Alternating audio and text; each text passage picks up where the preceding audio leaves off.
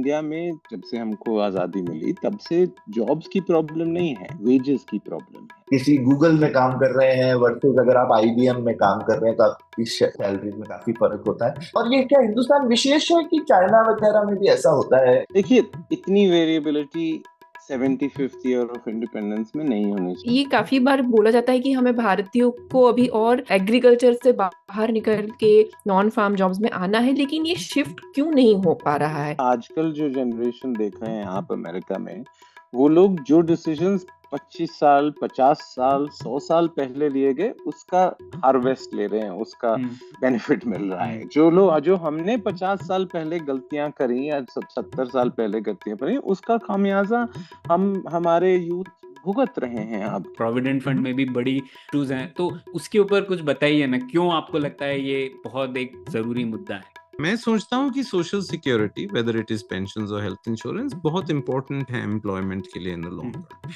लेकिन 35% या 40% salary confiscation, जो सैलरी काटना जो हर फॉर्मल एम्प्लॉयर को गवर्नमेंट मैंडेट करती है for low veg employees.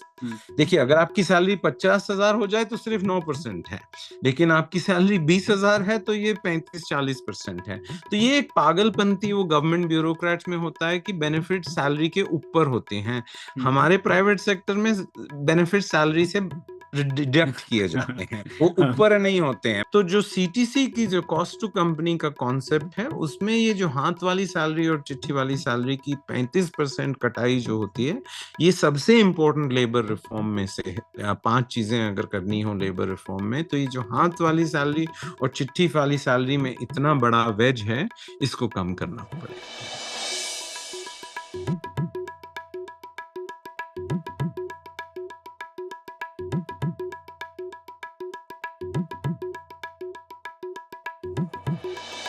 Hello Saurabh, कैसे हैं आप?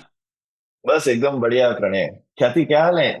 क्या है आज हमारा स्पेशल विषय है? आज हमारा कौन सा और कौन है आज हमारे स्पेशल गेस्ट? बिल्कुल बिल्कुल। तो हाँ, कोई ऐसे गेस्ट या और ऐसे विषय पे बात करना चाहिए जो हमारे पुलियाबाजी की जो थीम रही है, पॉलिसी, पब्लिक पॉलिसी, उसके ऊपर और प्रकाश डाल पाए। तो हम लोगों ने सोचा इस बार हम लोग बुलाते हैं मनीष सबरवाल को।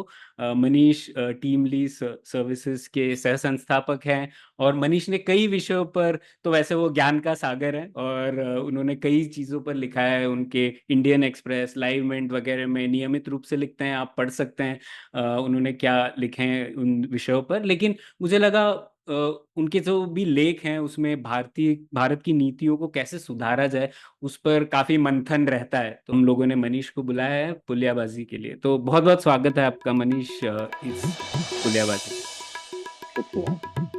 तो शुरुआत से शुरू करते हैं मनीष। हम लोग को लगा आपने वैसे तो बहुत विषयों पर लिखा है, भारत की नीतियों से जुड़े हुए सवाल, लेकिन हम लोग को एक जैसा जो विषय है जो ज्वलंत है और कई सालों से ज्वलंत रहा है, आप भी उस पर लिखते रहे हैं 2009 से, जो कि है एम्प्लॉयमेंट, जॉब्स, वेजेस वाला विषय। तो उसी के ऊपर आज थोड़ी विस्तार में चर्चा करते हैं और समझने की कोशिश करते हैं कि क्या प्रॉब्लम है इसमें। तो सबसे पहले तो वहीं से शुरुआत करते हैं कि जैसे बेरोजगारी और कम वेतन, ये वाला एक प्रॉब्लम रहता है। और आपने अक्सर लिखा है कि भारत की बेरोजगारी का जो प्रॉब्लम है वो एक्चुअली लोअर वेजेस का प्रॉब्लम है।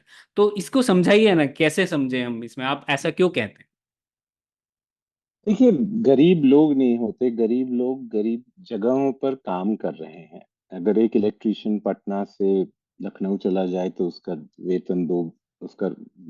दो टाइम हो जाता है।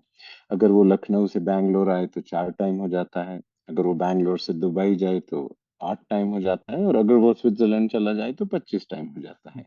वही इलेक्ट्रिशियन, वही प्लम्बर, वही सेल्स पर्सन, उसको ट्रेनिंग नहीं मिली, उसको स्किलिंग नहीं मिली। तो जो मेरा थीसिस रहा है कि इंडिया में 47, जब से हमको आजादी मिली तब से जॉब्स की प्रॉब्लम नहीं है, वेजेस की प्रॉब्लम है।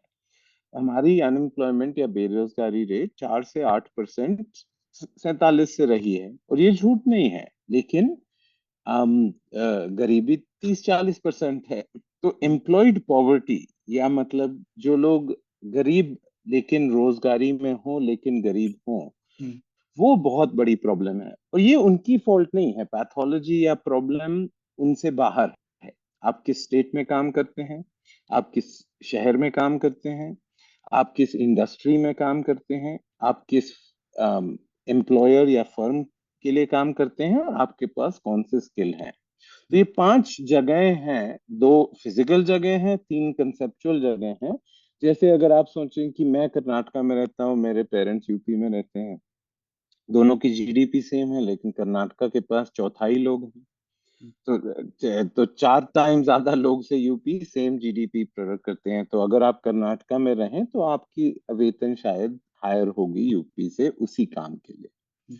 अगर आप बैंगलोर में रहें या आप दुर्गापुर में रहें, अगर हर आदमी इंडिया में बैंगलोर में रहे तो इंडिया की जीडीपी चाइना से ज्यादा होगी, क्योंकि इंडिया की जीडीपी $2,500 है, बैंगलोर की जीडीपी करीब $12,000 है। तो पर कैपिटा मतलब हर आदमी के उसमें। तो अगर आप बैंगलोर में रहें या दुर्गापुर में रहें, दोनों शहर हैं, लेकिन आपकी वेतन ज्यादा होगी। अगर आप सेक्टर की बात करें, अगर आप फार्म या एग्रीकल्चर या फार्मिंग करेंगे, तो इंडिया में 40% लोग फार्म्स पे काम करते हैं, एग्रीकल्चर में खेती का काम करते हैं, लेकिन वो सिर्फ 15% जीडीपी लाते हैं। अगर आप आईटी में काम करें, हम लोग बैंगलोर में रहते हैं, ये सिर्फ 1% है लेबर फोर्स का, लेकिन 8% जीडीपी प्रोड्यूस करता है। तो अगर आप आईटी में काम करें तो आपका वेतन ज्यादा होगा। अगर आप फर्म्स की सोचें, इंडिया में 6 करोड़ फर्म्स हैं, उसमें से 1 करोड़ के पास एड्रेस नहीं है, 1 करोड़ घर से काम करते हैं, सिर्फ 1 करोड़ जीएसटी के लिए रजिस्टर्ड है, उसमें से सिर्फ 10 लाख लोग प्रोविडेंट फंड या ईएसआई देते हैं, लेकिन सिर्फ 25,000 कंपनियां हैं इंडिया में जिनका पेड अप कैपिटल 10 करोड़ से ज्यादा है। तो 6 करोड़ एंटरप्राइजेस या फर्म्स हो, वो सिर्फ 25,000 कंपनी बनती हैं जिनका 10 करोड़ से ज्यादा हो। तो अगर आप इन 25,000 कंपनी को देखें, इनके पास पैसा बहुत है लेकिन एम्प्लॉयज बहुत कम है। अगर आप वो 6 करोड़ एंटरप्राइज देखें, उनके पास एम्प्लॉय ज्यादा है लेकिन पैसा बहुत कम है। तो किस फर्म के लिए आप करें काम करें, वो बहुत मैटर करता है। और जो स्किल आपको आजकल, हम टीम लीड में तो पिछले 25 साल में हर 5 मिनट किसी को नौकरी दी है, लेकिन सिर्फ 5% लोग जो हमारे पास नौकरी के लिए आए हैं।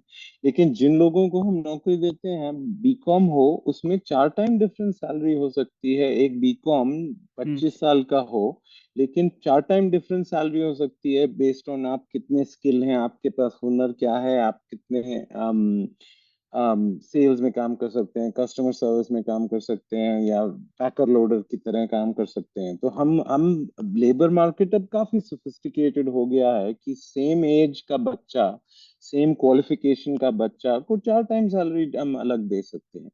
तो किस स्टेट में, किस शहर में, किस सेक्टर में, किस फर्म में, और किस कौन से स्किल में, इससे आपका वेतन डिसाइड होता है। और इंडिया में बहुत वेरिएबिलिटी है इन पांचों में।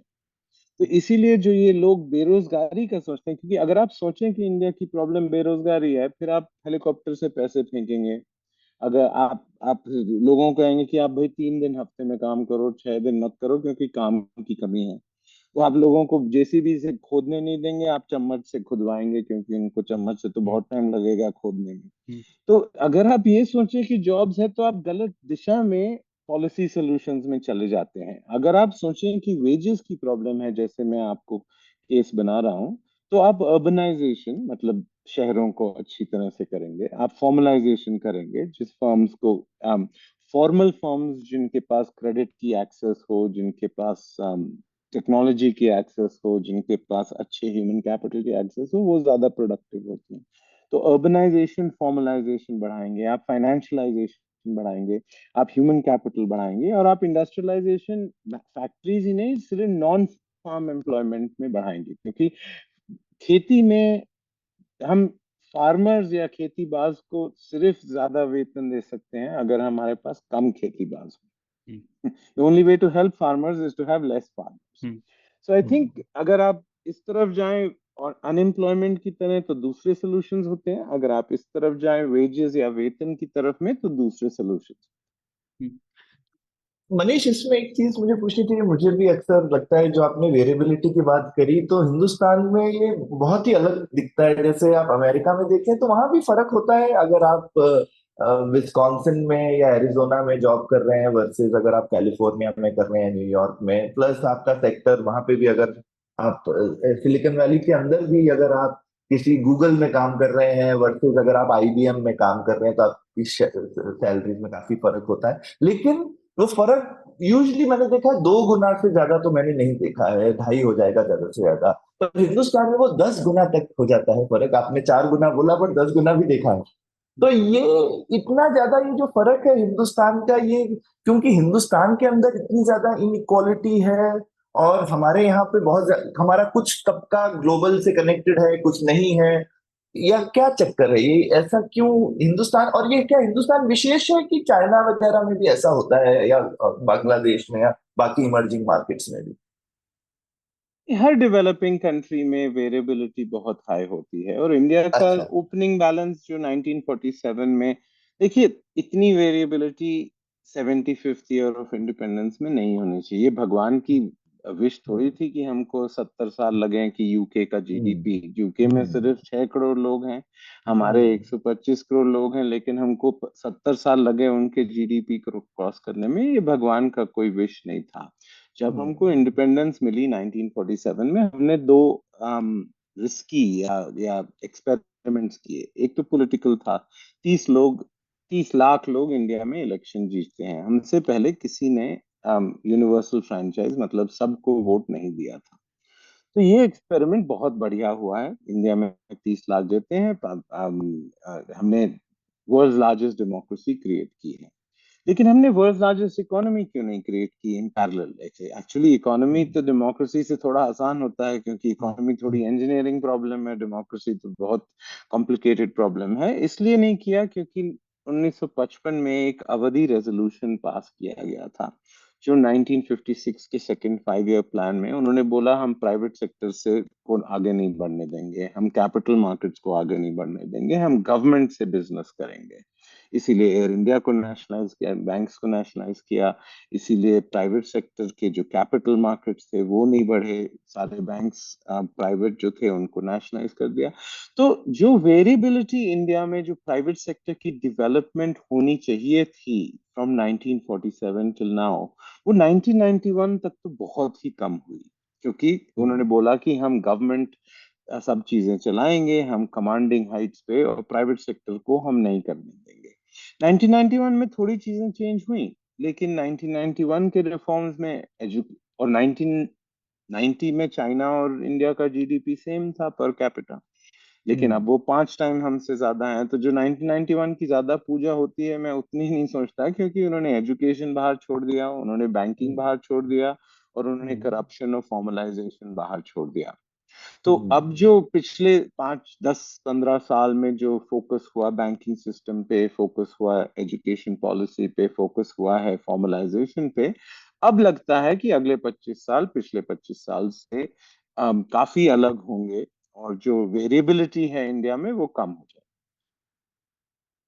तो मैं मनीष, आपकी जो थीसिस थी शुरुआत में, उस पर ही एक वापस आना चाहूंगा कि जैसे हम लोग बेरोजगारी की दर बोलते हैं 4 से 5% है, तो उसमें जो डिनोमिनेटर होता है वो उसमें कौन लोग सक्रिय रूप से जॉब ढूंढ रहे हैं, वो डिनोमिनेटर होता है ना। तो अगर बेरोजगार मतलब ऐसा है क्या कि लोग जॉब्स ढूंढ ही नहीं रहे हैं क्योंकि रोजगार नहीं है, या फिर ये भी वेजेस का प्रॉब्लम है कि वेजेस इतने कम है इसीलिए लोग जॉब्स नहीं ढूंढ रहे हैं, और इसीलिए इतनी कम संख्या है, 4 से 8% ही है, लेकिन सब लोग कहते हैं कि बेरोजगारी का प्रॉब्लम है। तो कैसे समझे हम इसके? नहीं, लोग अनएम्प्लॉयमेंट तो लग्जरी गुड है ना।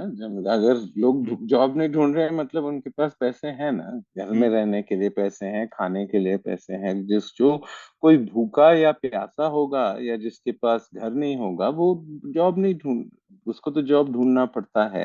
हम्म। और अगर हाई वेज जॉब्स नहीं हो तो वो सेल्फ एम्प्लॉयमेंट हो जाता है ना। सेल्फ एम्प्लॉय इंडिया की 50% लेबर, जो दो शॉक अब्जॉर्बर्स हमारे इकोनॉमी में रहे हैं 47 से, एक तो फार्म एम्प्लॉयमेंट रहा है और दूसरा इनफॉर्मल सेल्फ एम्प्लॉयमेंट रहा है। लेकिन इन दोनों से गरीबी गारंटीड है, क्योंकि इनफॉर्मल सेल्फ एम्प्लॉयमेंट में गरीबी गारंटीड है और फार्मिंग में गारंटीड है। तो 4 to 8% में जो लोग कहते हैं कि मैं जॉब ढूंढ नहीं रहा हूँ वो तो झूठ बोल रहे हैं, या तो उनके पास पैसे हैं तो उनको जॉब की जरूरत नहीं है। मैं तो उसी दुनिया में रहता हूँ जिनको लोगों की जरूरत होती है। अगर लोगों को जॉब की जरूरत नहीं है तब तो हमने प्रॉब्लम सॉल्व कर ही लिया।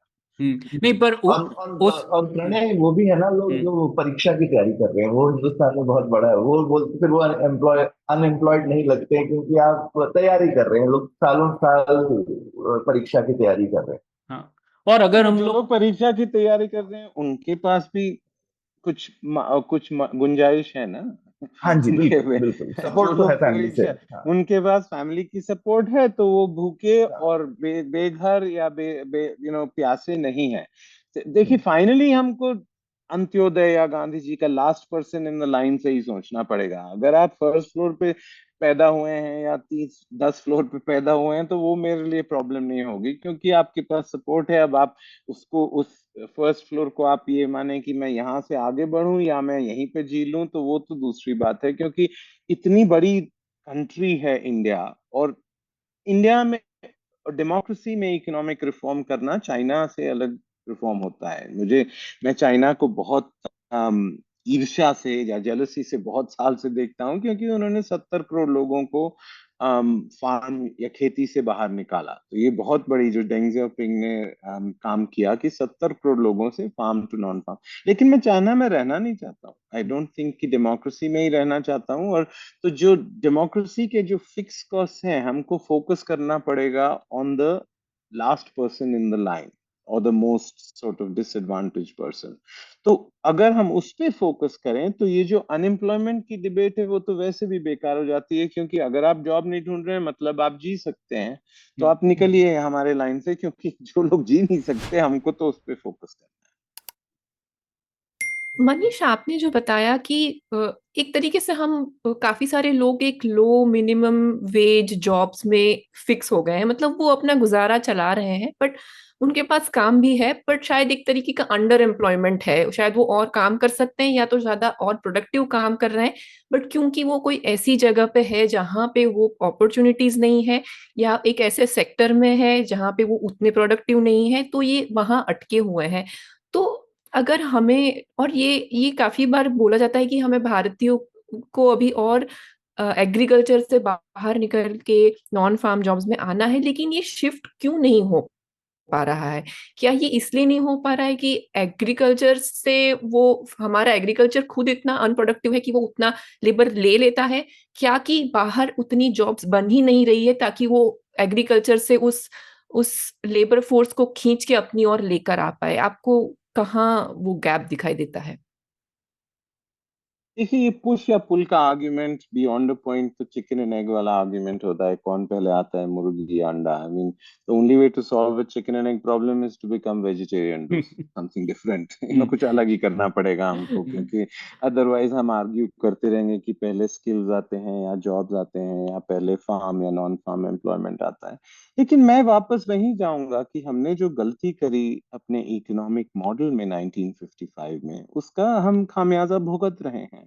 आई मीन ये जो डिसीजंस पॉलिसी, इसीलिए पॉलिसी, प्रणय ने बुक भी लिखी है। पॉलिसी के जो जो डिसीजंस होते हैं उनका खामियाजा बहुत सालों तक भुगतना पड़ता है या रीप करते हैं। जो जो अमेरिका आजकल जो जनरेशन देख रहे हैं आप अमेरिका में, वो लोग जो डिसीजंस 25 साल 50 साल 100 साल पहले लिए गए उसका हार्वेस्ट ले रहे हैं, उसका वो उनको बेनिफिट मिल रहा है। जो हमने 50 साल पहले गलतियां करी या 70 साल पहले गलतियां करी, उसका खामियाजा हम हमारे यूथ भुगत रहे हैं अब। क्योंकि हमारे प्राइवेट सेक्टर इंस्टीट्यूशंस नहीं बने, हमारे यूनिवर्सिटीज उस स्केल पे नहीं बने। छोटे आईआईएम आईआईटी एनआईटीज बन गए, लेकिन जो हमारे 4 मिलियन या 40 लाख लोग हर साल ग्रेजुएट करते हैं, या 40 करोड़ लोग सिस्टम में, या 4 करोड़ सिस्टम में एजुकेशन हायर एजुकेशन सिस्टम में हैं,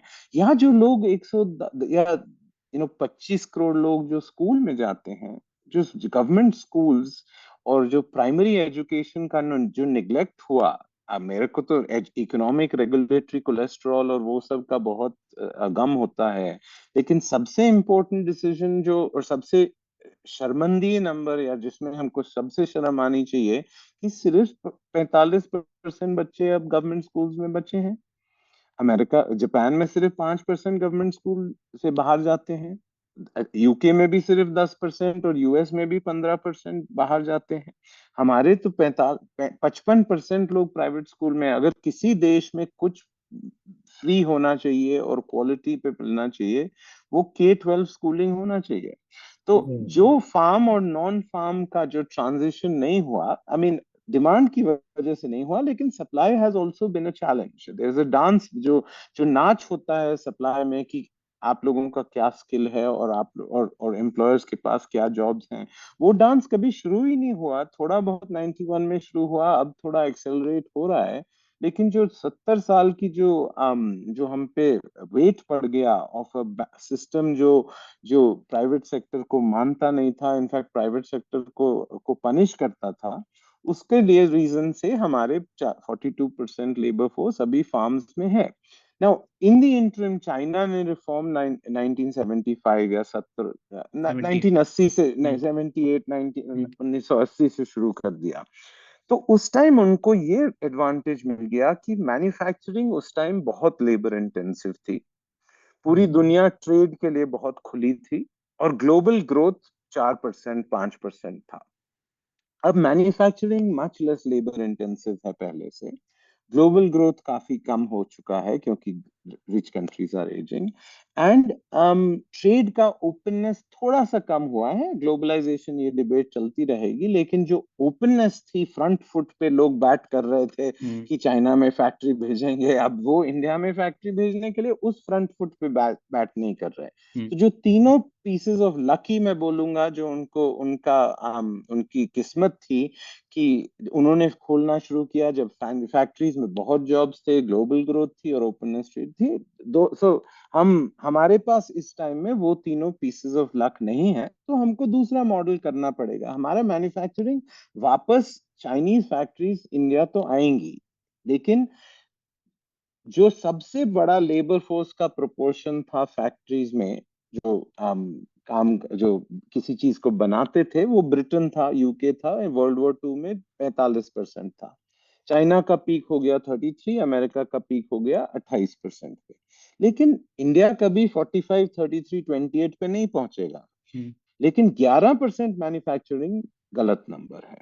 हम 11 से 17, 18% तो पहुंच सकते हैं, और वही 10 करोड़ जॉब होंगे उसमें, और वही 10 करोड़ इन लेबर फोर्स को फार्म्स पे से बाहर खींचेगा।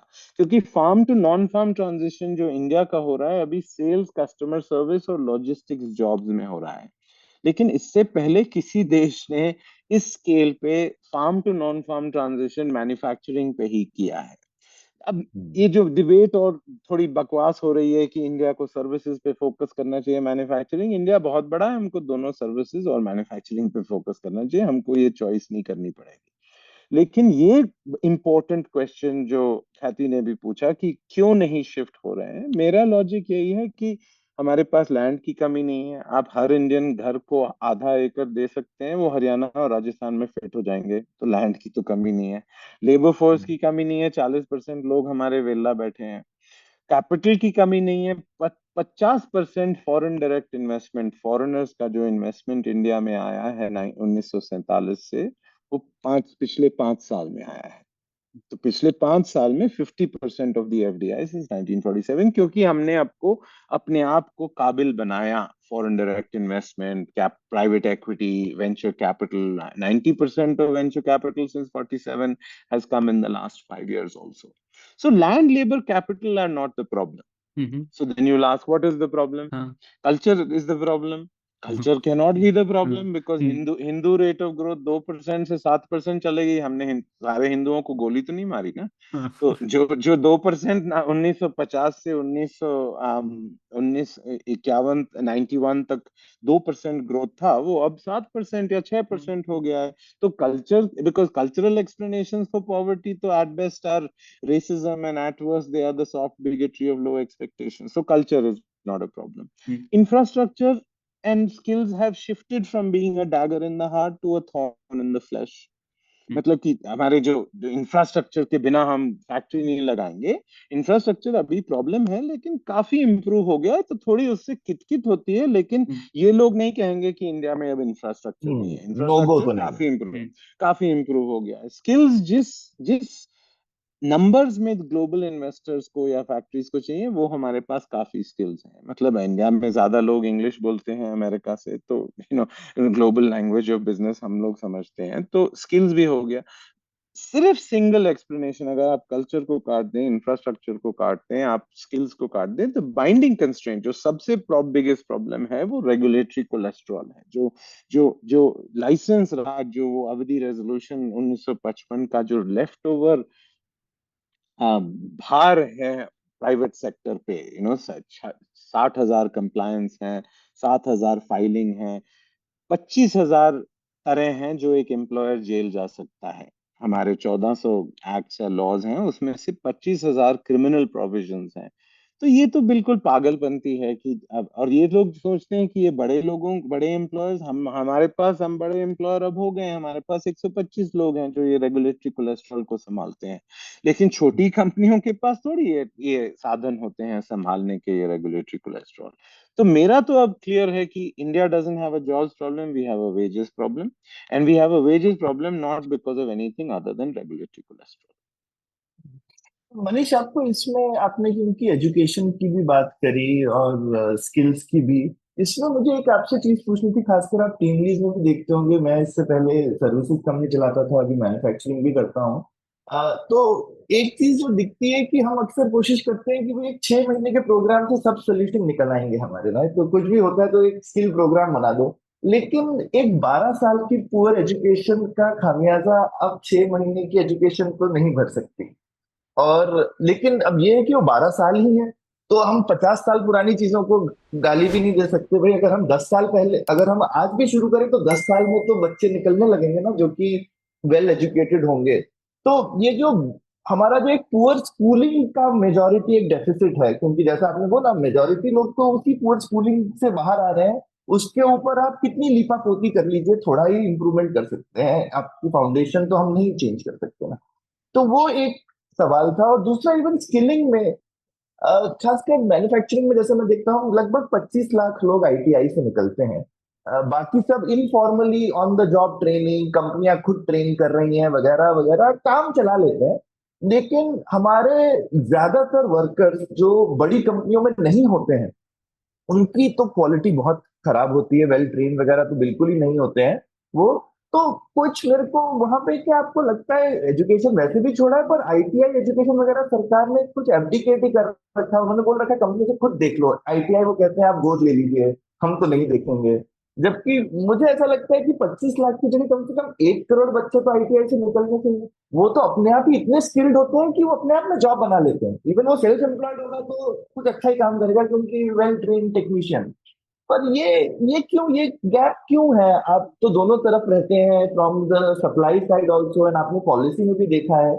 इस चीज पर क्यों डिबेट या मंथन नहीं है? मुझे तो कम दिखता है कि आई मीन, आपने 3 क्वेश्चन पूछे हैं। वन इज एजुकेशन सिस्टम की पॉलिसी चेंज क्यों नहीं हुई है। सेकंड इज इसको कौन, किसकी रिस्पॉन्सिबिलिटी है, या कौन इसको ठीक करेगा। और थर्ड ये स्किल और कॉलेज का क्वेश्चन है। तीनों इंटर रिलेटेड हैं, और मैं भी इन तीनों को एक ही उसमें सोचता हूँ, लेकिन जब आंसर दूंगा तो तीनों को अलग।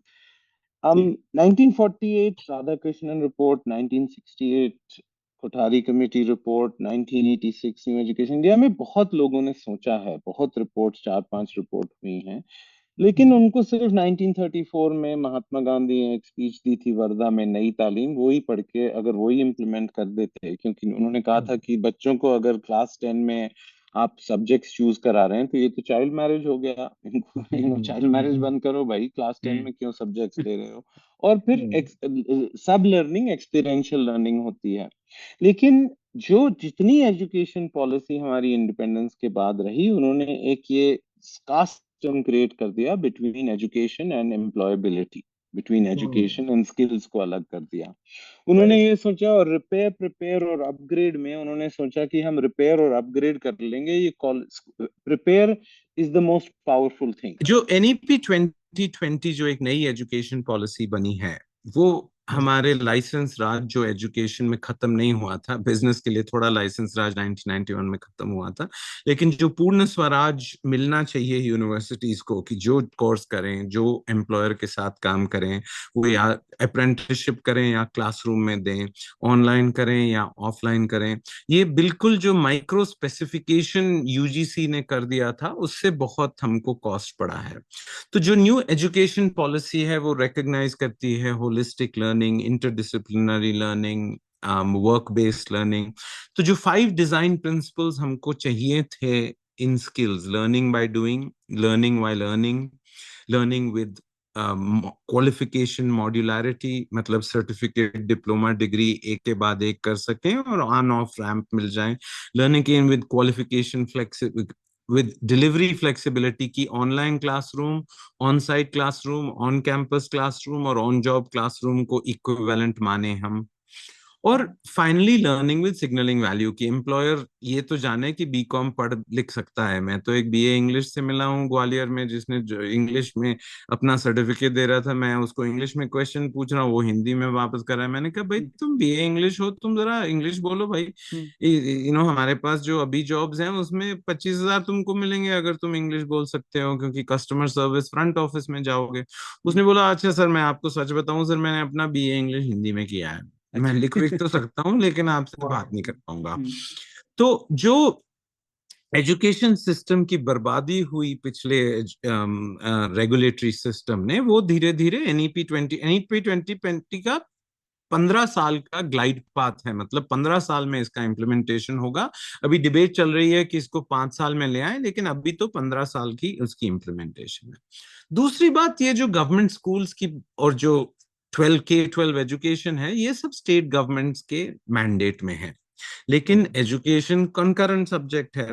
देखिए इंदिरा गांधी ने 15 स्पीच में कहा था कि strong states lead to a weak nation, मतलब कि सेंटर को बहुत स्ट्रांग होना पड़ेगा।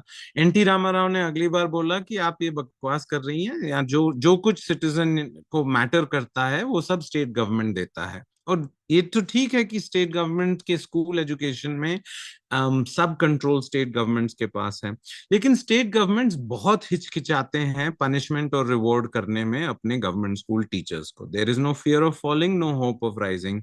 इनफैक्ट वो ट्रांसफर पॉलिसी ही नहीं कर पाते, तो पनिशमेंट और रिवॉर्ड तो दूसरी बात है। तो जो स्टेट गवर्नमेंट्स का अगले 10 साल में एक्शन होना पड़ेगा गवर्नमेंट स्कूल्स में, उनको बहुत हिम्मत दिखानी पड़ेगी, क्योंकि अगर वो फिर भाग जाएंगे हर जब कोई स्ट्राइक करेगा, कोई बोलेगा तो प्रॉब्लम होगी, तो फिर हमारे गवर्नमेंट स्कूल्स ठीक नहीं होंगे, फिर प्राइवेट एजुकेशन और बढ़ेगा। बट द मोस्ट इंपॉर्टेंट जो आपने बात पूछी ऑफ कि ये स्किल्स और कॉलेज में क्यों नहीं बैलेंस हो रहा है, देखिए दुनिया ने पिछले 40 साल में उतने ग्रेजुएट्स प्रोड्यूस किए जो पिछले 400 साल में नहीं हुए थे। पिछले 40 साल में 4 साल, तो इसकी वजह से 60% टैक्सी ड्राइवर कोरिया में कॉलेज डिग्री रखते हैं, 31% of Walmart retail checkout clerk America में कॉलेज डिग्री रखते हैं, 15% सिक्योरिटी गार्ड इंडिया में कॉलेज डिग्री रखते हैं। तो कॉलेज वो चीज नहीं है जो होती थी, और एम्प्लॉयर्स कॉलेज को लेजी फिल्टर की, अच्छा चलो भाई अगर बीकॉम नहीं है तो हम बात नहीं करेंगे, क्योंकि हमारे पास तो 100 लोग अप्लाई कर रहे हैं 2 जॉब के लिए, 5 जॉब के लिए। लेकिन कॉलेज की सिग्नलिंग वैल्यू तो काफी होती है। सिग्नलिंग वैल्यू मतलब जैसे आप आईएम जाएं, आईएम एक अच्छी जगह है जाने की, लेकिन और बढ़िया जगह है जाने से।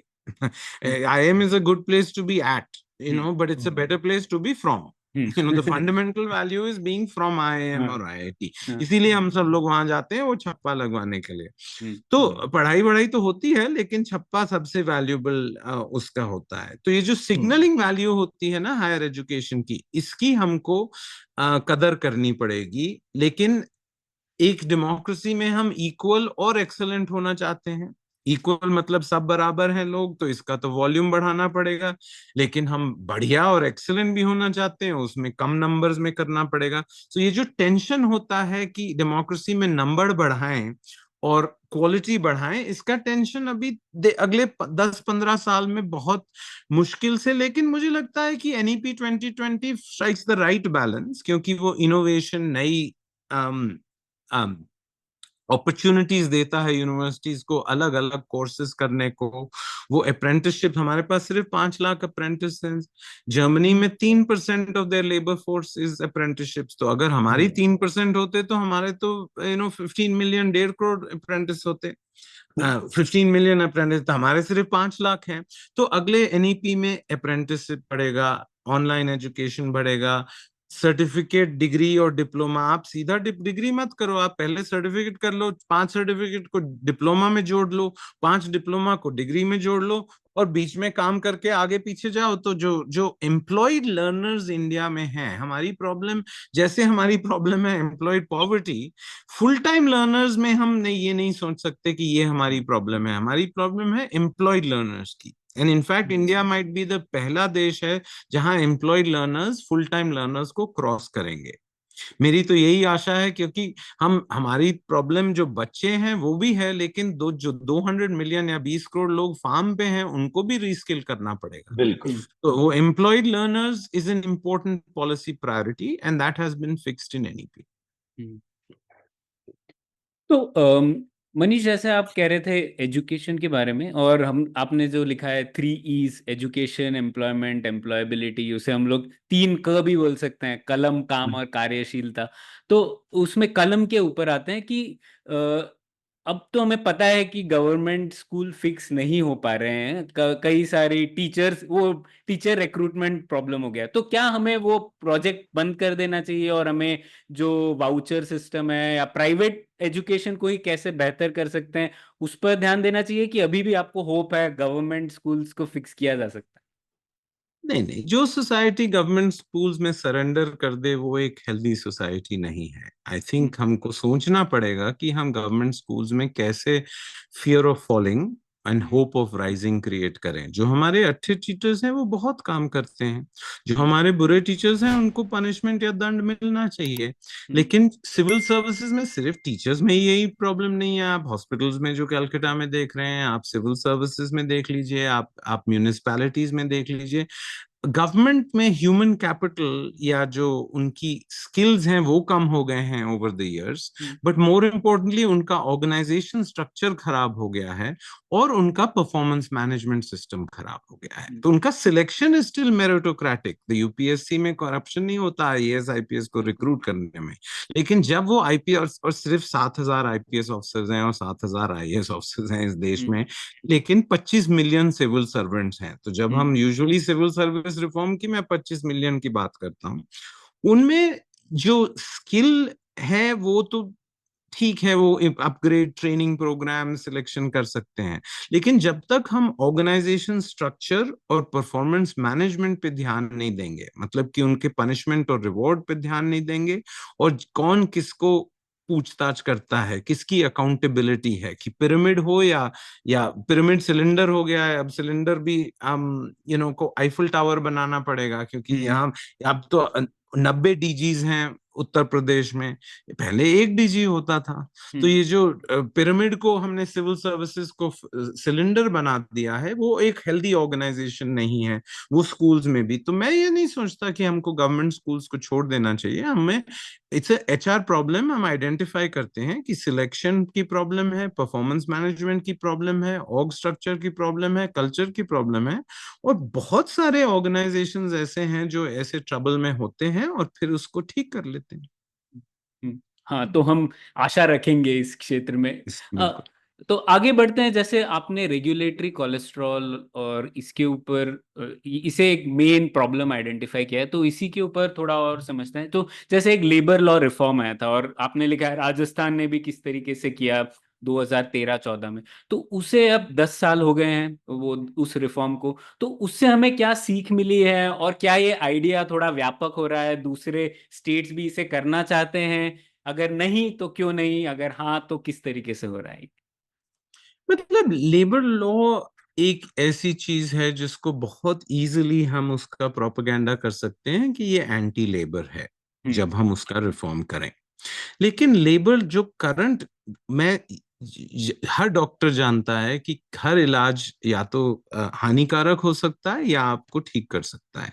वो dose makes the poison is the basic of medicine, कि आप ज्यादा डोज उसी मेडिसिन को ज्यादा ले लें तो उससे हानि हो जाती है, आप ठीक डोज में लें तो ये आपको ठीक भी कर सकता है। लेबर लॉ को जब हम लेबर लॉ मांगते हैं एज एम्प्लॉयर्स, हम ये नहीं कहते कि लेबर लॉ जीरो होनी चाहिए। हमको बिल्कुल मिनिमम वेज होनी चाहिए, बिल्कुल सोशल सिक्योरिटी होनी चाहिए, बिल्कुल लोगों की सेफ्टी और सिक्योरिटी स्टैंडर्ड्स होने चाहिए। लेकिन जो ये हम आपको जेल भेज देंगे अगर आप हर 6 महीने में चूना नहीं लगाओगे, हम आपको जेल भेज देंगे अगर आप अपने वेबसाइट पे अपना एनुअल रिपोर्ट नहीं रखोगे, ये सब जो जो जो 25,000, अगर आप देखें जो 25,000 की लिस्ट है कि जो जेल प्रोविजंस हैं, काफी तो बिल्कुल पागलपंती है। कोई जेल आप डाल ही नहीं सकते। इसीलिए तो जब हम बोलते हैं हमने एक रिपोर्ट की जेल फॉर डूइंग बिजनेस, तो गवर्नमेंट में लोग बहुत खफा हो गए। उन्होंने कहा कि भाई ये क्यों प्रोपेगेंडा कर रहे हो, कोई जेल में नहीं है। मैंने कहा इसीलिए तो मैं कह रहा हूँ कि कोई जेल में नहीं है, कि क्यों ये लॉज हैं, क्योंकि कोई करप्शन हो रहा है। विष्णु सहस्त्र नाम में एक 4-5 लाइनें हैं जो मैं रफली ट्रांसलेट करूं कि भगवान ने क्यों भय क्रिएट किया, जिससे वो भय को ले सकता था वापस। Why did God create fear, so he could take it away. So ये जो लेबर लॉज हैं ये और जो क्रिमिनल प्रोविजंस हैं, इसको आप अगर यूज नहीं कर रहे तो कोई लो लेवल इंस्पेक्टर इसको करप्शन के लिए तो यूज कर ही रहा है ना, वो हफ्ता लेने के लिए। तो जो labour law will enable job creation, जो ट्रेड यूनियंस कहते हैं कि job preservation is a form of job creation. अगर आप एम्प्लॉयमेंट को शादी विदाउट डिवोर्स बना दें तो शादियां ही नहीं होंगी। अगर तो एम्प्लॉयर्स फिर उसको मान कहेंगे नहीं कि अरे भाई अगर ये खोटा सिक्का निकला, अगर ये बच्चा काम नहीं कर सकता तो हमको इसको निकालना पड़ेगा। लेकिन करंट लेबर लॉज में फैक्ट्री में बहुत मुश्किल है अगर किसी को निकालना। ये सिर्फ इनकम्बेंट्स और लेबर इंस्पेक्टर्स को प्रोटेक्ट करते हैं, यूथ को प्रोटेक्ट नहीं करते। सो अगर किसी को लेबर लॉ यूथ की दिशा से देखना हो, यूथ की नीति से देखना हो, तो फिर ये लेबर लॉज काफी बदलने पड़ेंगे। सेंटर में बदलने पड़ेंगे, स्टेट में बदलने पड़ेंगे। हम बांग्लादेश, चाइना, वियतनाम की जेलसनी नहीं कर सकते अनलेस हम अंडरस्टैंड करें कि हमारे पास ज्यादा लैंड है, हमारे पास ज्यादा लेबर है, हमारे पास ज्यादा कैपिटल है, तो क्या प्रॉब्लम है। हम ये तीनों चीजें कंबाइन कैसे होती हैं, वो रेगुलेशंस, लेबर लॉज बहुत इन्फ्लुएंस करते हैं। और करंटली हमारे लेबर लॉज इन तीनों चीजों को कंबाइन नहीं करने देते इस काइंड ऑफ एम्प्लॉयर में जो हाई वेजेस दे सके। तो स्टेट्स को लेबर लॉ अपना 29 चीफ मिनिस्टर्स अगले 25 साल matter more than one prime minister. एक प्राइम मिनिस्टर से ज्यादा हमारे 28, 29, 30 होने वाले हैं। कश्मीर भी स्टेट हो जाएगा तो फिर तब तक chief ministers will be more important then one prime minister, क्योंकि लेबर मार्केट्स आर लोकल। आपको लैंड चाहिए होता है, आपको लेबर चाहिए होता है, आपको ट्रांसपोर्ट चाहिए होता है, तो स्टेट चाहिए। और अब स्टेट्स में कंपटीशन हो चुका है, तो अच्छा कंपटीशन हो चुका है। अनफॉर्चुनेटली ऑलमोस्ट 80% जो फॉरेन डायरेक्ट इन्वेस्टमेंट है वो साउथ और वेस्ट में हो रहा है, और लेबर सब हमारी नॉर्थ और ईस्ट ऑफ इंडिया में है। तो ये भी काफी मिसमैच होना पड़ेगा कि अब लोग कहते हैं कि आप नौकरी लोगों के पास ले जाएंगे या आप लोगों को नौकरी के पास लाएंगे। मेरे को तो शॉर्ट टर्म में आप नौकरियां लोगों को के पास नहीं ले जा सकते। अभी पटना और बालासोर और कानपुर को और काफी काम करना पड़ेगा, इन्फोसिस, IBM और एयरटेल को वहां बुलाने के लिए, फैक्ट्री लगाने के लिए। अभी फैक्ट्री तो चेन्नई, श्रीपेरुम्बदूर में ही लगेगी, होसूर में ही लगेगी, नासिक में ही लगेगी इन द शॉर्ट रन, क्योंकि इनके पास बहुत एक्सपीरियंस है बहुत सालों से और बहुत दूसरे फैक्ट्रीज वहां पे हैं। तो मेरा तो ये सोचना है कि जो लेबर लॉज स्टेट्स compete कर रही हैं इंफ्रास्ट्रक्चर में, स्टेट्स compete कर रही हैं स्किल्स में, I think unfortunately states compete कर रही हैं सब्सिडीज में। लेकिन सबसे जो और इनके पास पैसे हैं नहीं किसी स्टेट के पास, सबकी डेट GDP रेशियोज बहुत हैं। आई मीन पैसे तो अब सब स्टेट खूब कर लें, पंजाब तो अब सैलरीज 2-3 महीने में उनको प्रॉब्लम होगा। तो states instead of competing subsidy देने में, आप compete करिए कि मेरे लेबर लॉज ब्रोकर्स को प्रोटेक्ट करते हैं लेकिन एम्प्लॉयर को बैलेंस करते हैं। तो आई थिंक कि अगले 10-15 साल में जैसे स्टेट्स ने रियलाइज किया कि मैं इंफ्रास्ट्रक्चर, स्किल्स और अदर चीजों पे compete कर सकता हूं, they will compete on a friendly habitat which protects workers but doesn't harm employers. हाँ, और इसी दृष्टिकोण से मुझे लगता है जीएसटी भी थोड़ा सहायक होता है, क्योंकि पहले स्टेट्स बोल सकते थे मैं ये सब मुश्किल चीजें क्यों करूं, मैं टैक्स कम कर देता हूँ, रिबेट कम कर देता हूँ, आप आ जाओ। तो ये बेगर दाय नेबर पॉलिसीज हो सकती थी शायद। अब क्योंकि ये चीजें नहीं हो सकती, एक्चुअली स्टेट्स को करनी पड़ेंगी ये थोड़ी मुश्किल यस। चीजें। आपको भी ऐसा एंड आई थिंक इंडिया की जो दिल्ली से जो शासन लोग सोचते हैं कि वो भारत दिल्ली से चल सकता है, भारत दिल्ली से नहीं चल सकता है। दिल्ली में फॉरेन पॉलिसी, डिफेंस, जो इम्पोर्टेंट सेंट्रल फंक्शंस हों एक नेशन की, वो होने चाहिए। चाइना का जीनियस कोई आयतुल्ला बेजिंग में फतवा इशूइंग नहीं था। वो 200 मेयर्स, 200 सिटीज compete कर रहे थे इन्वेस्टमेंट के लिए, compete कर रहे थे इंफ्रास्ट्रक्चर के लिए, compete कर रहे थे स्किल्स के लिए, compete कर रहे थे रेगुलेटरी कोलेस्ट्रॉल को कम करने में। और इसीलिए जो जो चाइनीज के पिछले 5 या 6 प्रेसिडेंट्स या सबसे ऊपर वाली पद पे पहुंचे, वो सिटी के मेयर थे इससे पहले। तो चाइना में जो पाथ है ऊपर जाने का, वो शहर को बढ़िया चलाने से या स्टेट को बढ़िया या प्रोविंस को बढ़िया चलाने से पहुंचते हैं। इंडिया में लोग सोचते हैं कि अरे मैं सिटी को चलाऊंगा तब तो मैं प्राइम मिनिस्टर बन नहीं पाऊंगा। ये भी चेंज होना पड़ेगा हमारे पॉलिटिक्स में। ये जो कहानी हो चुकी है कि हम, अगर आपको प्राइम मिनिस्टर बनना है, आप सीधा कुछ मत चलाओ, आप जस्ट पॉलिटिक्स करो। अरे आप शहर चला के तो देखो, वहीं से सीखते हैं लोग भाई कैसे पॉलिटिक्स की। तो I think labour laws will become an important issue for states and cities to compete and differentiate themselves। बिल्कुल। और जैसा आप कह रहे थे, चीन में सब प्रोविंशियल लेवल पे 51% एक्सपेंडिचर होता है, भारत में तो वो 3% की ओर है। तो वो भी एक और कहानी इक्यावन कह रहा परसेंट है।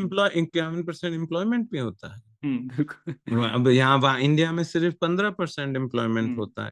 हम्म। इसलिए we have to be recognise कि अगर हमको अपने सिटीज, बैंगलोर में जहां हम रहते हैं, एक टैक्सी 8 किलोमीटर पर आवर पे चलती है।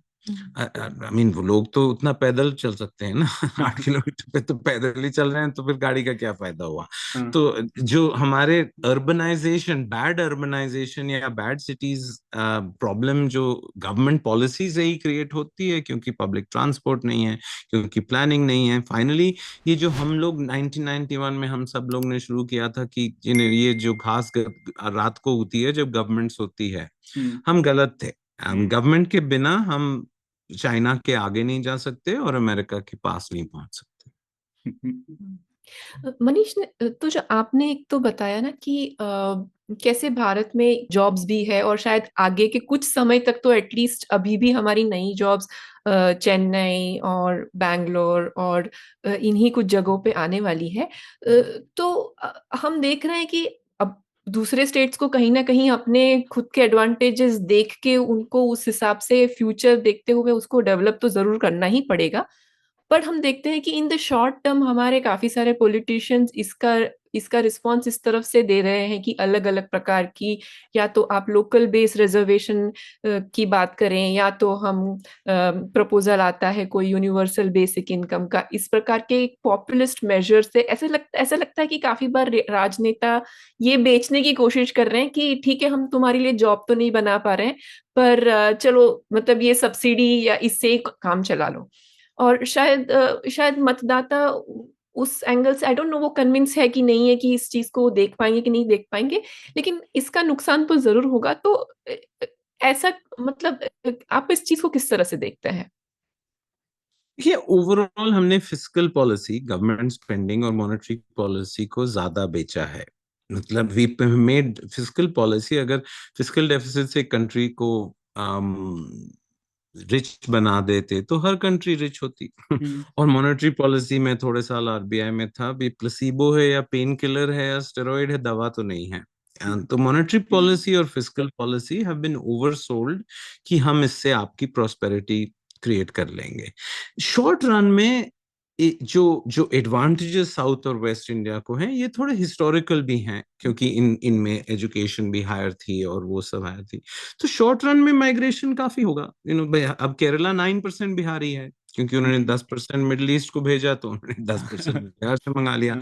तो छठ की जो छुट्टी होती है केरला में, आई मीन छठ तो सिर्फ बिहार में छुट्टी होती है, छठ महाराष्ट्र में थोड़ी छुट्टी होती है, लेकिन अब केरला में छठ की छुट्टी होती है। तो अब तो जो माइग्रेशन जो चाइना में हुआ, वो चाइना माइग्रेशन इंडिया में अगले 20 साल में होगा, 10 साल में होगा, अगर नॉर्थ इंडियन और ईस्टर्न स्टेट्स अपना मामला नहीं संभालेंगे। क्योंकि चाइना में एक चाइनीज न्यू ईयर 4 दिन की छुट्टी होती है फरवरी में, 125 मिलियन 150 मिलियन लोग ट्रेन टिकट खरीद के घर जाते हैं। हाँ हमारे में दिवाली छठ या ईद में इतने लोग नहीं जाते ना, 4 मिलियन 5 मिलियन 10 मिलियन जाते होंगे। लेकिन 10-15 साल में शायद लगता है मुझे कि 50 मिलियन लोग दिवाली पे नॉर्थ इंडिया जाएंगे, साउथ इंडिया और वेस्ट इंडिया से। तो जो माइग्रेशन की जो चेंजिंग पैटर्न्स होंगे अगले 10-15 साल में, क्योंकि लोगों को, इन्वेस्टर्स को, एम्प्लॉयर्स को, एजुकेशनल इंस्टीट्यूशंस को ये नहीं लगता कि बिहार, झारखंड, उड़ीसा और उत्तर प्रदेश में इतना बदलाव इतनी तेजी में हो रहा है और इतनी अर्जेंसी से हो रहा है जितना साउथ और वेस्ट इंडिया में हो रहा है। मैं ये नहीं कह रहा कि हो नहीं सकता है, मैं कह रहा हूं कि अभी जो जब भी जो आशाएं लग रही हैं कि वो लोग सोच रहे हैं कि हम काम कर लेंगे, हम थोड़ा इंक्रीमेंटल, लेकिन ये लोग 20 साल पीछे हैं साउथ और वेस्ट इंडिया से, not just in income but also in capacity. क्योंकि जब इनकम बढ़ती है तो स्टेट कैपेसिटी भी बढ़ती है, और क्लस्टरिंग इफेक्ट भी होता है। क्योंकि टेक्सास इंस्ट्रूमेंट्स आया बैंगलोर, उसकी वजह से आईबीएम आया, उसकी वजह से इन्फोसिस आया, उसकी वजह से विप्रो आया। तो जो जो एम्प्लॉयर्स भी एकला चलो रे थोड़ी करते हैं वो लोग, कोई अकेले थोड़ी जाना चाहता है बालासोर, सब लोग साथ में रहना चाहते हैं। तो अभी साउथ और वेस्ट इंडिया के पास काफी एडवांटेज है। साउथ और वेस्ट इंडिया में यस, कोई कोई गवर्नमेंट्स फिस्कली इररिस्पॉन्सिबल हैं, बट हमारे कॉन्स्टिट्यूशन ने स्टेट गवर्नमेंट्स का इररिस्पॉन्सिबिलिटी कैप कर रखा है। बियॉन्ड अ सर्टेन पॉइंट वो नहीं बढ़ा पाएंगे। और मैं डिसएग्री करता हूं कि लोग सोचते हैं, क्योंकि इस इलेक्शन ने दिखाया कि वेलफेयरिज्म थोड़ा पेट्रोल से खत्म हो रहा है। अगर फिर जगन क्यों हारते, फिर पटनायक, उड़ीसा में क्यों गवर्नमेंट चेंज होती है?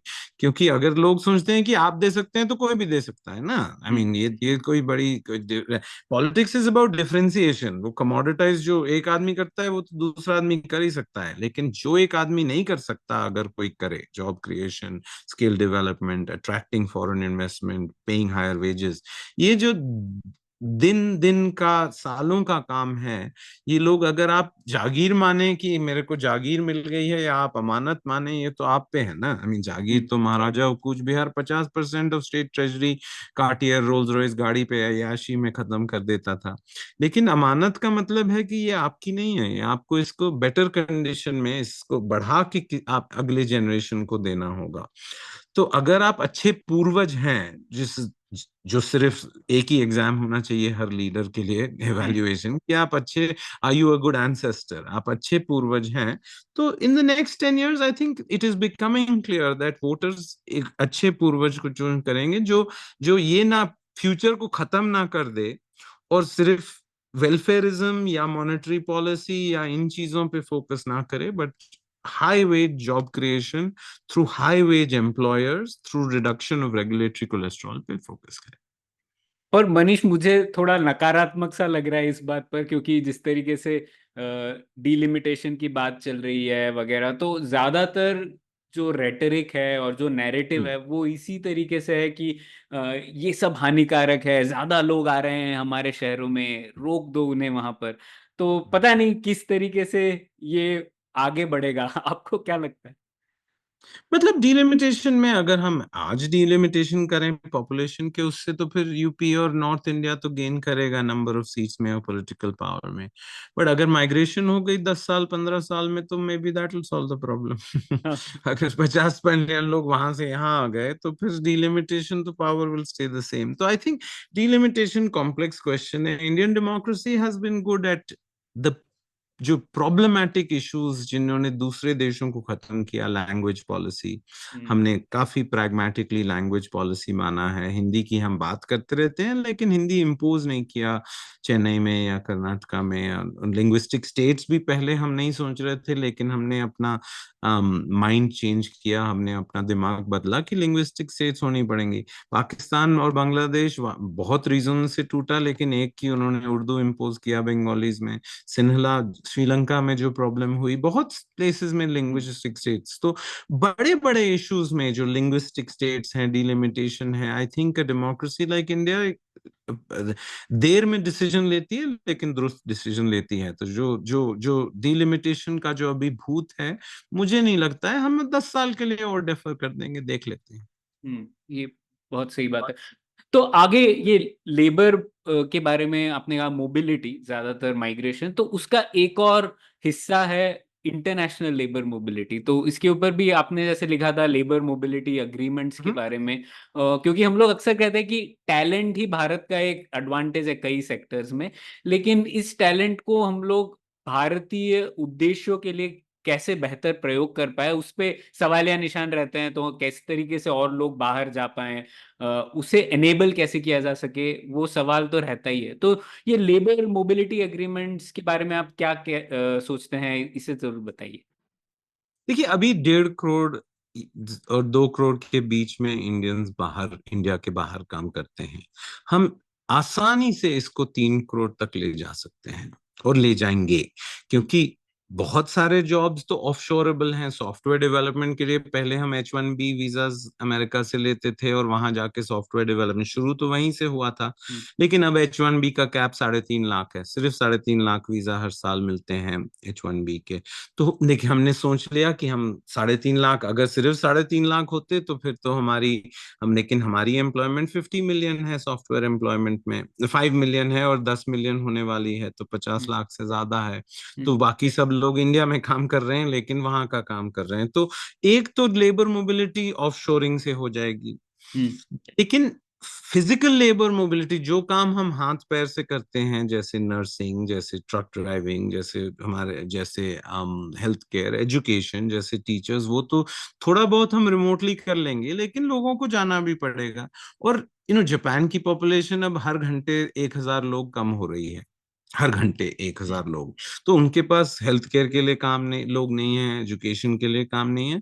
लेकिन वो लोग कहते हैं कि हमारी आइडेंटिटी, जो ट्रम्प का जो राइज हुआ या ब्रेक्सिट का जो हुआ, जो जर्मनी में भी चैलेंजेस हो रहे हैं, वो लोग कहते हैं कि भाई आप 1 साल के लिए आओ और वापस चले जाओ। सो जो हमारी प्रपोजल्स हैं जो लेबर मोबिलिटी के, उसमें इमिग्रेशन के प्रपोजल्स नहीं है, वो गेस्ट वर्कर के प्रोग्राम है कि आप मेहमान आके बन के 1-2 काम करिए और फिर वापस चले जाइए। तो I think more and more, अभी तो पॉलिटिक्स काफी जहरीली है वहां पे ट्रम्प की वजह से, और बहुत देशों में जहरीली है, लेकिन उनके पास लोग नहीं है। जापान में अभी उनकी पॉपुलेशन 125 मिलियन से 75 मिलियन हमारे जिंदगी में हो जाएगी। जब उनके पास 70 मिलियन लोग होंगे, वो हमसे 1-2 मिलियन लोग जरूर लेंगे। और ये लोग परमानेंटली शिफ्ट नहीं होंगे, ये लोग थोड़े साल के लिए जाके वापस आ जाएंगे, अपने स्किल्स भी डेवलप कर लेंगे, अपना एक्सपोजर भी ले लेंगे। तो जो ग्लोबल लेबर मोबिलिटी का अभी जो बहुत जहरीला पॉलिटिकल एटमॉस्फेयर है, हमको थोड़ा टाइम और थोड़ा पेशेंस और थोड़ा स्किल्स और दिखाना पड़ेगा उनको कि हमारे पास स्किल्स हैं और हम लोग वापस आ जाएंगे। अगर ये लोग आ जाएंगे, मुझे तो 1.5 करोड़ लोग और इंडियंस ऑफशोर भी काम करेंगे, और वो जो ब्रेन ड्रेन की जो वरी थी, वो ब्रेन सर्कुलेशन हो जाएगी। वो लोग वहां जाके फिर वापस आ जाएंगे और हमारे कंपनीज को मोर प्रोडक्टिव करेंगे। तो शायद भारत की सरकार को भी सोचना चाहिए किस तरीके से हम लोग जब डिप्लोमेसी में जापान के साथ बात कर रहे हैं, तो क्या हम लोग गेस्ट वर्कर अग्रीमेंट, ये हमारी एक प्राथमिकता रहनी चाहिए, पर शायद अभी तो नहीं है वो। जर्मनी में इसके साथ शुरू हुआ है, इसराइल के साथ शुरू हुआ है, अभी बहुत छोटी हैं और अभी शुरुआत है, लेकिन डिप्लोमेसी के टूल्स में labour mobility will become an important argument और an important discussion point. Manish, आप एआई के बारे में किस तरह सोचते हैं? क्या आपको लगता है कि एआई से हमारी सर्विसेज जॉब इम्पैक्ट होने का क्या एक बड़ा खतरा है, कि हमारे लिए ये बड़ी अपॉर्चुनिटी है? आप क्या सोचते हैं इसके बारे में? आई मीन, अभी तो एआई का लेबर मार्केट इम्पैक्ट में किसी को मालूम नहीं है। I mean, it's just the reality is कि अभी अनमॉडलेबल है। लेकिन अमेरिका का क्या नाइटमेयर हो सकता है एआई की वजह से, कि 40% of the labour force produces 14% of the GDP. हमारा क्या बिगाड़ लोगे, हम तो वहीं पे हैं। वही तो। तो थोड़ा बहुत ये जो एआई और एमएल है, क्योंकि हम प्रोडक्टिविटी फ्रंटियर से इतना दूर हैं कि हमारे तो अभी लो हैंगिंग फ्रूट जो सड़क पे पड़े हुए हैं, आम, पहले हम उन आम को हटा लें, एआई तो पेड़ पे थोड़ा ऊपर है अभी, कि हमारे जो 40% लेबर फोर्स वेला जीरो प्रोडक्टिविटी पे बैठी है लेकिन टेक्निकली एम्प्लॉयड है, अगर हम उसको थोड़ा और इंफ्रास्ट्रक्चर, थोड़ा और स्किल्स, थोड़े और एम्प्लॉयर्स बढ़ा दें, तो हमारे 2500 और से 10,000 पर कैपिटा या 15,000 पर कैपिटा की जो रास्ता है वो तो साफ है। अब अमेरिका का 60,000 रास्ता बहुत थोड़ा मुश्किल है एआई और एमएल और ऑटोमेशन की वजह से, क्योंकि 10,000 और 15, अमेरिका और जर्मनी और यूके में ये प्रॉब्लम है, क्योंकि $10,000 पर कैपिटा इनकम बहुत होता है, डिपेंड्स ऑन आप किस तरफ से आ रहे हैं। वो लोग 60,000 से 10 आ रहे हैं, हम लोग 2 से 10 जा रहे हैं। तो सही है। हमारे लिए तो ठीक रास्ता है और साफ रास्ता है और क्लियर रास्ता है। उनके लिए see preventing people from falling into poverty is a different from problem from pulling people out of poverty. So I think हमको इस पे नजर रखनी पड़ेगी, लेकिन अगले 5-10 साल के लिए हमारे को जो काम करना है, गवर्नमेंट स्कूल्स को ठीक करना है, रेगुलेटरी कोलेस्ट्रॉल को रिड्यूस करना है, इंफ्रास्ट्रक्चर को इम्प्रूव करना है, कॉलेजेस को पूर्ण स्वराज देना है, ये रास्ता बिल्कुल साफ है। और अगर हम ये करें, हम 5-10 हजार पर कैपिटा पे तो पहुंच जाएंगे। तो रेगुलेटरी कोलेस्ट्रॉल का एक और जुड़ा हुआ एस्पेक्ट जो आपने कई बार लिखा है उसके बारे में, वो है प्रोविडेंट फंड रिफॉर्म्स। और प्रोविडेंट फंड में भी बड़ी इश्यूज हैं। तो हमारे दर्शकों को वो पता नहीं होगा कि किस तरीके से एम्प्लॉयर्स को बाधित किया जा रहा है उस पॉलिसी से। तो उसके ऊपर कुछ बताइए ना, क्यों आपको लगता है ये बहुत एक जरूरी मुद्दा है? देखिए, जब भी हम जॉब फेयर या किसी रोजगार मेले में जाते हैं, जब मैं किसी को बोलता हूँ कि आपको 20,000 की सैलरी देंगे, जो स्मार्ट बच्चे होते हैं वो पूछते हैं हाथ वाली सैलरी या चिट्ठी वाली सैलरी। कि जो चिट्ठी वाली सैलरी में लिखी है, मैंने तो सुना है और मुझे मालूम है, वो बच्चे कहते हैं कि आप 30% मार लोगे, उसमें से 35% मार लोगे। मैंने कहा मार लोगे मतलब क्या? ये जो प्रोविडेंट फंड है वो 24% है, ईएसआई 5% है, ईडीएलआई 2% है, ग्रेचुइटी 5% है। तो आप मुझे हाथ वाली सैलरी बताओ, आप ये चिट्ठी वाली सैलरी मत बताओ। हम इंडिया के लार्जेस्ट प्रोविडेंट फंड पेयर्स में से हैं, हम उनके अंदर लार्जेस्ट ईएसआई पेयर्स में हैं। मैं सोचता हूँ कि social security, whether it is pensions और हेल्थ इंश्योरेंस, बहुत इंपॉर्टेंट है एम्प्लॉयमेंट के लिए इन द लॉन्ग रन। लेकिन 35% या 40% सैलरी कॉन्फिस्केशन, जो सैलरी काटना, जो हर फॉर्मल एम्प्लॉयर को गवर्नमेंट मैंडेट करती है फॉर लो वेज एम्प्लॉइज। देखिए, अगर आपकी सैलरी 50,000 हो जाए तो सिर्फ 9% है, लेकिन आपकी सैलरी 20,000 है तो ये 35-40% है। तो ये एक पागलपंती वो गवर्नमेंट ब्यूरोक्रेट्स में होता है कि बेनिफिट सैलरी के ऊपर होते हैं। हमारे प्राइवेट सेक्टर में बेनिफिट सैलरी से डिडक्ट किए जाते हैं, वो ऊपर नहीं होते हैं। मेरे फादर सिविल सर्वेंट थे, तो वो सब ये सब बेनिफिट्स, पेंशन, घर सैलरी के ऊपर होता था। हमारे जो कॉस्ट टू कंपनी की जो मेंटालिटी है आप प्राइवेट सेक्टर में, क्योंकि हम सोफिस्टिकेटेड हो गए हैं, हम समझ रहे हैं फाइनेंस कैसे चलती है, कोई दूसरी जेब थोड़ी है काटने को हमारे पास। हमारे पास तो एक ही जेब है, तो उसी जेब में से हम पैसे निकालते हैं। तो जो सीटीसी की जो कॉस्ट टू कंपनी का कॉन्सेप्ट है, उसमें ये जो हाथ वाली सैलरी और चिट्ठी वाली सैलरी की 35% कटाई जो होती है, ये सबसे इंपॉर्टेंट लेबर रिफॉर्म में से है। 5 चीजें अगर करनी हो लेबर रिफॉर्म में, तो ये जो हाथ वाली सैलरी और चिट्ठी वाली सैलरी में इतना बड़ा वेज है, इसको कम करना पड़ेगा। और शायद फ्लेक्सिबिलिटी की भी जरूरत है। ये ईपीएफ ही रहना चाहिए क्या कि वो तो बिल्कुल ही, क्योंकि ईपीएफ और एनपीएस जो गवर्नमेंट सर्वेंट्स को होता है, तो हम ईपीएफ को ही क्यों दें? क्योंकि हम ईपीएफ एक हॉस्टेजेस हैं, हम उनके क्लाइंट थोड़ी हैं, वो लोग उनके हमको देना पड़ता है। हम अगर हेल्थ इंश्योरेंस में किसी हेल्थ इंश्योरेंस को इतना जो हम मंथली करोड़ों देते हैं, वो तो हमारे ऑफिस में अपना ऑफिस खोल देंगे। हमको तो भीख मांगनी पड़ती है ईएसआई से अपने पैसों को का रिटर्न लेने में। तो कंपटीशन जो बिल्कुल एब्सेंट है प्रोविडेंट फंड ईएसआई में, अगर कंपटीशन भी हम क्रिएट कर दें तो बहुत फर्क पड़ेगा। इस पे आपने जो लिखा है उसमें मुझे एक पॉइंट भी बहुत सही लगा कि एक जो भी ईपीएफ फंड है वो आपके एम्प्लॉयर से कनेक्टेड होता है। वो उस जमाने की बात है जब आप एक नौकरी लेते थे और पूरी जिंदगी उसी के साथ नौकरी करते थे। तो अब तो अब हम हर 2 साल में लोग अपनी नौकरियां बदलते हैं। तो वो एम्प्लॉय से कनेक्टेड होना चाहिए हर टाइम। वो एम्प्लॉयर के साथ वो बार बार माइग्रेशन उसका जरूरी नहीं होना चाहिए। या आधार कार्ड में हम पैसे जमा करें हर महीने। हम लोग अब एम्प्लॉयर के पास क्या रिलेशनशिप है, वो तो टैक्सी की तरह हो गई है एम्प्लॉयमेंट रिलेशनशिप। अब छोटी सी होती है, बदलते रहते हैं टैक्सियां। तो हमको हमको ये गवर्नमेंट रेगुलेशन ये होना चाहिए कि आप आधार कार्ड लीजिए, उसका प्रूफ, और उसके आधार कार्ड लिंक बैंक अकाउंट में आप जमा करिए सोशल सिक्योरिटी, या आप सोशल सिक्योरिटी जमा करिए गवर्नमेंट में आधार कार्ड लेके। एम्प्लॉयर को बीच में डालने की जरूरत है नहीं, लेकिन बहुत हानिकारक है, क्योंकि ईपीएफओ के पास 100 मिलियन अकाउंट हैं, उसमें से अब 45 मिलियन अकाउंट्स इनऑपरेटिव हैं, क्योंकि कोई सुब्रमण्यम एस के ज्वाइन किया, फिर वो एस सुब्रमण्यम ज्वाइन किया, फिर वो के, तो उसके 3 अकाउंट बन गए, तो उसकी बैलेंस भी बंट गई, छंट गई, वो मिलेगी नहीं। तो 25-40 हजार करोड़ पैसा जो ईपीएफओ के पास है वो किसी का है ही नहीं। वो इसी वजह से है क्योंकि हमने पैसे एम्प्लॉई के नाम में जमा नहीं किए, हमने एम्प्लॉयर को माना एंटिटी जो रेगुलर। और ये भी रेगुलेटरी कोलेस्ट्रॉल, तो रेगुलेटरी कोलेस्ट्रॉल बहुत चीजों में दिखता है। इन ये प्लम्बिंग जो प्रोसेसेस होती हैं उसमें भी ये रेगुलेटरी कोलेस्ट्रॉल जो आपने हाईलाइट किया कि linkage is to employ not employer. तो मनीष, एक लास्ट क्वेश्चन में पूछना चाहती हूँ। तो हमारे जीवन काल में तो हम अपनी स्किल्स बदलते ही रहेंगे, क्योंकि हर कुछ सालों में हमारी जॉब्स बदलने वाली है और हमें हर एक जॉब में हर एक नई जगह पे कुछ चीजें सीखते रहना पड़ेगा। तो आपने इसके बारे में भी बताया है, तो अगर आप एक एडवाइस देंगे किसी आज के 20 या 25 साल के इंसान को कि वो अपनी एम्प्लॉयबिलिटी बनाए रखे अगले 50 साल के लिए, तो क्या कर सकता है वो?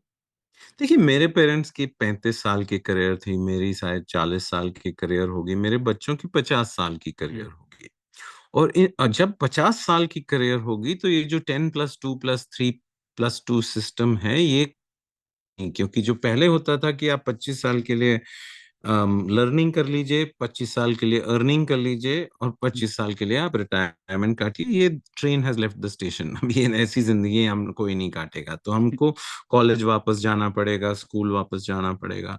तो लाइफ लॉन्ग लर्निंग के 5-6 तरीके होते हैं। मतलब ये जो पहले कि आप अपफ्रंट अपना कॉलेज छोड़िए, अब जब चलिए अब बुक्स को छोड़िए, ये अब नहीं चलेगा। तो लाइफ लॉन्ग लर्निंग जो आप रोल्स में जाएं, जो मैंने 5 साल आरबीआई बोर्ड में काटे, मेरे को उससे ज्यादा लर्निंग हुई मेरे अपने एमबीए वॉटन में से। तो रोल्स, आप एक्सपीरियंसेस, आप अपने जो जो एक्सपीरियंसेस आप करें उससे आपकी लर्निंग होगी। जो आपकी रिलेशनशिप्स, आप किसके साथ रेगुलरली मिलते हैं और बात करते हैं, वो अदर थर्ड टूल है लाइफ लॉन्ग लर्निंग। और मेरी लिए तो फोर्थ और सबसे इंपॉर्टेंट लाइफ टाइम लर्निंग है रीडिंग बुक्स। किताबें पढ़ना। मैंने पिछले 35 साल से हर हफ्ते एक किताब पढ़ी है, इसलिए मैं उससे I am older, wiser and therefore more dangerous because of that. No, so everybody will have to choose. Maybe आपके वीडियो को देख के लोग सुनेंगे, यूट्यूब को देख के लोग सीखेंगे, मैं पढ़ के सीखता हूँ। लेकिन रोल्स, एक्सपीरियंसेस और रिलेशनशिप्स में डेलिबरेट होना, मतलब ये सोचना कि मैं कौन से रोल्स को आजमाऊं या उनके पीछे भागूं जिससे मेरी लर्निंग होगी, मैं किस लोगों के साथ हैंग आउट करूं, मैं किन लोगों के साथ बात करूं रेगुलरली, रोज, हफ्ते में, महीने में, रेगुलरली उनसे सीखूं, और किन बुक्स या किन वीडियोस या किन पॉडकास्ट से सीखूं। अगर आपका पर्सनल लर्निंग प्लान इन चारों, तीनों, पांचों पिलर्स में नहीं होगा तो आप पीछे रह जाएंगे। ये बहुत ही बहुत अच्छा सही बात कही आप। एडवाइस तो दिया। हाँ, आखिरी में मनीष, मेरा एक सवाल था, आखिरी सवाल। आपने हालिया एक आर्टिकल लिखा था कि किस तरीके से भारत के सॉफ्ट पावर को अगर फिर से सजीव किया जाए, तो उसके लिए आपने 5 आइडियाज दिए थे, और वो भी रिलेटेड है टैलेंट से, जो हमने डिस्कशन किया उससे। तो उसके ऊपर बताइए ना, वो क्या मुख्य आइडियाज हैं। ये बड़ा ही प्रेरणादायक आर्टिकल था मेरे लिए, तो आप उसके ऊपर जरूर बताइए। देखिए, हार्ड पावर, और लोग जब हम छोटे होते हैं तो हम लोग सोचते हैं कि हार्ड पावर हर चीज होती है। हार्ड पावर मतलब डंडा, मतलब रफाल प्लेन, मतलब एयरक्राफ्ट कैरियर, मतलब माउंटेन ब्रिगेड, ये बहुत इंपॉर्टेंट होती है। उसके हार्ड पावर जैसे गाजा और यूक्रेन में हमको सब समझ में आ रहा है कि हार्ड पावर बहुत बिल्कुल। इंपॉर्टेंट होती है। लेकिन लंबी दौड़, एक देश, हम लोग तो अब जुगनू होते हैं, 50 साल के लिए आते हैं, 100 साल के लिए आते हैं, मतलब हम लोग तो फायरफ्लाइज इन फ्रॉथ, जो हिस्टोरियन रॉडल होता था वो कहते थे। लेकिन देश और सिविलाइजेशंस बहुत लंबे अरसों में, लॉन्गर साइकिल्स में सोचना पड़ता है। तो भारत को जो एक सिविलाइजेशन के उसमें सोचना पड़ेगा फाइनली, तो capital will have to be our unfair advantage, कि हम सॉफ्ट पावर को कैसे बढ़ाएं। उसमें हमको गवर्नमेंट स्कूल्स को ठीक ना करना पड़ेगा, उसमें अपने अपने यूनिवर्सिटीज को ठीक करना पड़ेगा, अपने जर्नल्स को ठीक करना पड़ेगा, अपने ट्रांसलेशन को ठीक करना पड़ेगा। कॉन्डोलीजा राइस एक यूएस फॉर्मर सेक्रेटरी है, मैं एक मीटिंग में था उनके साथ, उन्होंने बोला अब भारत और अमेरिका दोस्त होंगे क्योंकि माकियावेली ने कहा था कि enemy of my enemy is my friend. वो 500 साल पहले उसने कहा था। मैंने कहा भाई पहले तो तुम ये जो प्लेजरिज्म और आप ये नकल कर रहे हो, ये कौटिल्य ने अर्थशास्त्र में 1500 साल पहले माकियावेली के कहा था। लेकिन शायद उनकी गलती नहीं है। हमने ट्रांसलेशंस जो, इंडिया सिर्फ एक ही कंट्री है जिसमें 35 लैंग्वेजेस में 35 न्यूज़पेपर्स रोज छपते हैं। हम लोग 14 करीब 1000 लैंग्वेजेस या डायलैक्ट्स में बात करते हैं रोज। तो ये जो translation also unlocking India is a very important part of our soft power. And then obviously books and journalism. जो जो जो एक नाइजीरियन ऑथर था चिनुआ अचेबे, वो कहता था कि until the lions hire their own historians, the glory of the hunt will always glorify the hunter. क्योंकि जो हमारी किताबें हमने पढ़ी ग्रो अप करने में, we thought you had to be western to be modern. We don't have to be Western to be modern, but for that we also need अपनी books चाहिए, अपनी जर्नल्स चाहिए, अपने स्ट्रॉन्ग पॉडकास्ट चाहिए। क्योंकि हर आदमी क्यों उनकी बुक्स पढ़े, क्योंकि वो उनकी बुक्स उनकी तरफ से लिखी जाती हैं। बहुत खुंदस आती है जब लोग गाजा में कहते हैं कि मिडिल ईस्ट है, हमारे लिए तो वेस्ट है भाई। तुम्हारे मिडिल ईस्ट तो तुम्हारे लिए है, लेकिन हम इंडियंस भी उसको मिडिल ईस्ट ही कहते हैं कभी कभी सोचे बिना, और हम साउथ एशिया थोड़ी ना है, जैसे हम लोग तो एग्जैक्टली तो ये जो हमारी कॉन्फिडेंस खत्म हो गई थी, क्योंकि हम गरीब थे, हम थोड़ा सा वीक थे। मुझे तो मेरा फेवरेट पोएट है रामधारी सिंह दिनकर, क्षमा शोभती उस भुजंग को जिसके पास गरल हो। जिन only the strong can be kind and benevolent and generous. तो इंडिया वाज वीक, हम थोड़ा कमजोर हो गए थे पिछले 50 साल में। हमने डेमोक्रेसी में बहुत स्ट्रांग हो गए थे, लेकिन जो स्ट्रेंथ या पावर होती है वो बहुत अलग तरह की होती है। डेमोक्रेसी में हमारी बहुत हाई पावर है, लेकिन इकोनॉमिक पावर कम थी। और इकोनॉमिक पावर जब कम होती है तो मिलिट्री पावर कम होती है, मिलिट्री पावर कम होती है तो ओवरऑल थोड़ा कॉन्फिडेंस लो रहता है। तो अगले, जब मैं 1994 में फिलाडेल्फिया पहुंचा था अपने एमबीए के लिए, तो फ्रंट पेज आर्टिकल में था एक Wall Street Journal, India is more interesting than important. I hope कि वो जर्नलिस्ट अब जिस न्यूज़पेपर पर लिखा था वो खा रही है उसको, क्योंकि जो इंडिया में हो रहा है वो वंस इन अ डेकेड नहीं है, वंस इन मिलेनियम नहीं है, once in a lifetime of a country है। तो अगले 25 साल इंडिया के लिए बहुत एक्साइटिंग होंगे, क्योंकि हमारी ग्रोथ की जो कंपाउंडिंग हो रही है, हमारे रिफॉर्म्स की जो कंपाउंडिंग हो रही है, और जस्ट हमारे जो डेमोग्राफिक में 65% पॉपुलेशन 35 से कम है। यंग पीपल फ्यूचर का अलग सोचते हैं, यंग पीपल के एस्पिरेशन, इनफैक्ट जो जॉब्स प्रॉब्लम है, जॉब्स सिचुएशन तो वही है, लेकिन हमारे एस्पिरेशंस बढ़ गए हैं। तो एस्पिरेशंस बढ़ना एक अच्छी चीज होती है, क्योंकि इसी से चेंज आता है। तो जो जॉब सिचुएशन चेंज नहीं हुए, जॉब के एस्पिरेशंस चेंज हो गए, इसी से हमारा समाज बदलेगा, हमारी सरकार बदलेगी और हमारा मार्केट बढ़ेगा। तो जो सॉफ्ट पावर इंडिया का जो अभी बरिड है या जो दब गया है इतने सालों से, वो अब अगले 25 साल में अनलीश होगा।